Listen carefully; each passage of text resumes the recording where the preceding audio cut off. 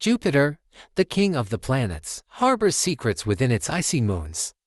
Among them, Europa stands out, a world with a hidden ocean beneath its icy crust.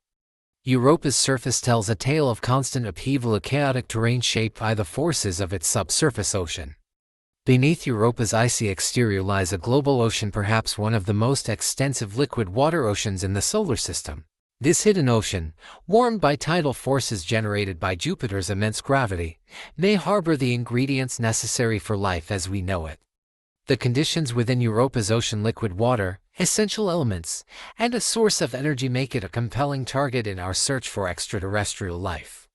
To unlock the secrets of Europa's hidden ocean, NASA is gearing up for its Europa Clipper mission, a spacecraft designed to orbit Europa and study its icy surface and subsurface ocean. To unlock the secrets of Europa's hidden ocean, NASA is gearing up for its Europa Clipper mission, a spacecraft designed to orbit Europa and study its icy surface and subsurface ocean.